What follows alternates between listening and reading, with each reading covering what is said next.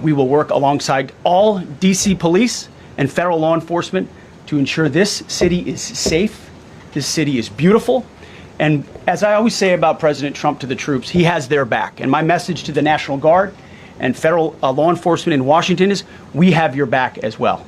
Honestly, to me, I don't know how any American can, and I know I'm in the minority maybe with this, but it's debatable, can disagree with what Pete Hegseth said there, where we want every city to be safe where people aren't fearful of walking the streets. Is it reality today? No, but the goal certainly should be to get there. And I'll just throw these numbers out before we get your take, Russell.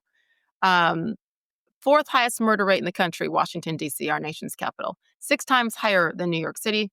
It beats out some cities that have always had issues. Atlanta, city of Chicago, and even like that pocket of L.A., Compton, terrible murder rates. And right now, D.C.'s murder rates are brutal, 4th highest, like I said, doubled since 2012.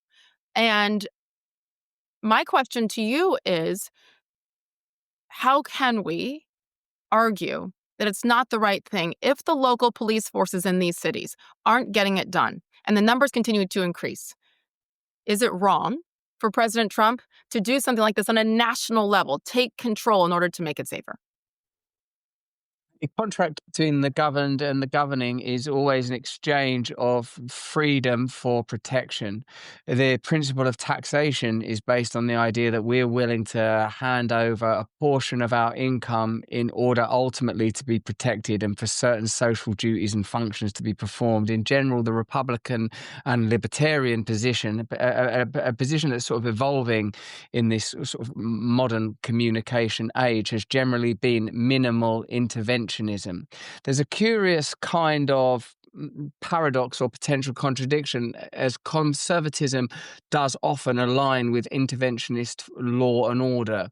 It does frequently. And that kind of, I suppose, leads to the counter argument of, let's just use the word of the left, for simplicity, that the conservatives want their rules and their laws enforced, but not the rights and protections of others. I remember sort of a story when New York sort of started to deploy kind of experimental robo-dog type technology. And I remember what I felt about that then was they are using this to legitimize increased control.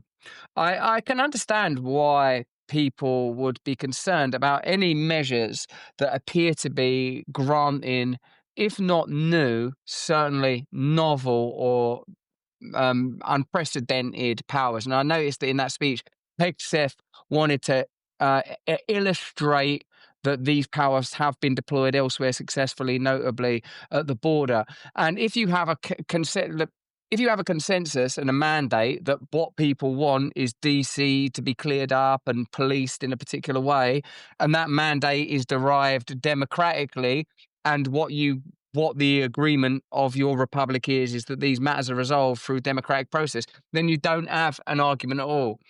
But I do feel, Sage, that we, in our position, just as sort of online commentators chatting about stuff, I try to, as best I can, look at what principle we are discussing rather than the issue, because the news cycle moves so quickly and so radically. It's so hazy and fluxy and confusing and baffling that I try to locate a principle. And it seems here the principle is that the justification of authority and military and law enforcement power in order to meet a certain goal. So if you're happy with it when Trump does it, would you be happy with it if someone did it in order to protect a set of principles that you didn't agree with? And I don't know, man. Personally, yeah, I think homeless people should be housed. I think that vagrancy should be taken care of. I do believe in a significant degree of social care, actually.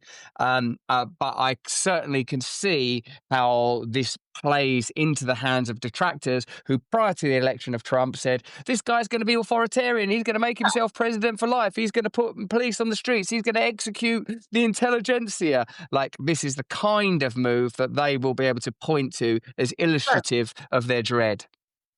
In the meantime, aren't they ignoring the issue at hand. To me, it's really black and white. And this is when I throw feelings out the window. And that is, yes, the conservative in me and the daughter of a army officer who everything is just very black and white.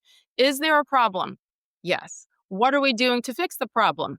Not enough, because the numbers continue to increase. So then what do we do to fix it if the people in current control, the leadership of the nation's capital or Los Angeles or Chicago, aren't doing it and the numbers keep increasing? Well, we have to help, because there's more good people than bad. We need to protect those good people. And if the people that we have elected to be in place are not doing it for a variety of reasons, do we just leave it? I say no. That's where I make it really, really black and white.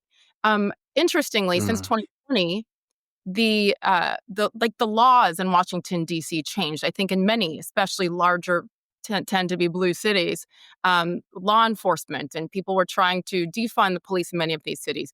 And I listened to the police chief, or the president of the D.C. Police Union, spoke about this and gave the numbers. Usually there's a little over 4,000 police officers in the city in Washington D.C. Right now they're down more than 800. 800 less police officers that are needed to man these streets. And that has happened since 2020. So what is he saying? That they need these bodies. They need these people out there to help police to help police. And so because there's a shortage now, for whatever reason, they now have had no choice but to have 2 million extra hours of overtime per year for the existing officers, because there's not enough people out there. So if it continues like this, they're at a shortage. They need help. That's the sad part. I don't live there. I visited there last week and I posted about it because I was on the National Mall, and I used to call DC home. 20 years ago, I lived there. All 3 of my kids were born there. There are pockets that are great and beautiful, and I was encouraging tourists to come into those parts. But I imagine that if I lived there and experienced some of the things that residents are experiencing, we even had an ABC News anchor come out, and it was actually Kira Phillips. She's a wonderful journalist, and she came out on live TV and talked about how just in the last 6 months, right outside their studios, 2 people shot, 1 dead, an employee's car stolen just the other day, and she herself was jumped right outside the studio a couple of years ago. So I don't know. I don't think it should be as deep as it is. Is there an issue? What are we doing to fix it? If not enough, let Trump come fix it. And if it were Biden, I would 1,000% support it as well, because it's about the people.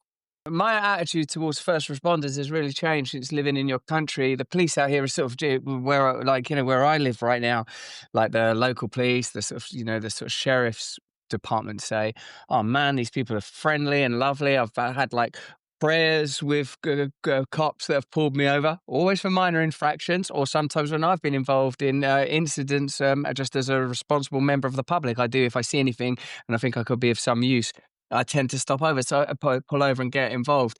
So I've spent a lot of time with first responders since living in this part of the world, and I think that those people that are charged with the obligation of protecting their community should be maximally supported, and that you don't have a society if you don't have police officers and paramedics and firefighters and teachers and medical professionals that feel honoured and cherished and treasured. Most generally, one might say that crime and public disorder are a response to poverty and different forms of dissatisfaction. And even if one don't want to lay the burden at the feet of the Trump administration, your country's been in all sorts of tumult for a long, long time. And under the Biden administration, there's been, the sort of tapering out of the opioid crisis, which for me was an indication of massive, massive pain. There's been a migration crisis in your country for a long time. There's been a sense of kind of collapse and I want to sort of say disintegration. And Yeah. I suppose I'm not surprised to see a measure like this undertaken. But what I generally feel, Sage, is that when it comes to matters of law enforcement, when people don't feel that those entrusted with ensuring laws are kept are integrally connected to the community, there can be a breakdown.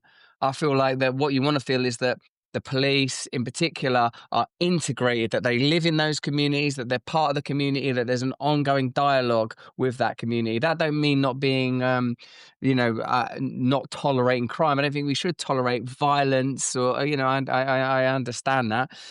What I'm saying is don't you think, like, when we're having these conversations, you and me, who are sort of aligned in enough ways to be friends, that we have a kind of responsibility to think about, well, what is the counter argument then? Like, what are they saying when, say last week when we're discussing something a bit lighter, like the Sydney Sweeney jeans or whatever, why is it that, sometimes I can't even see it. Sometimes I can't even see what the outrage is. In this instance, I can see it because they were primed by the media to regard Trump as a dictatorial figure. And now measures are being taken that grant power to a branch of at least law enforcement that don't ordinarily have control of DC. And so that you can see how they're going to interpret that.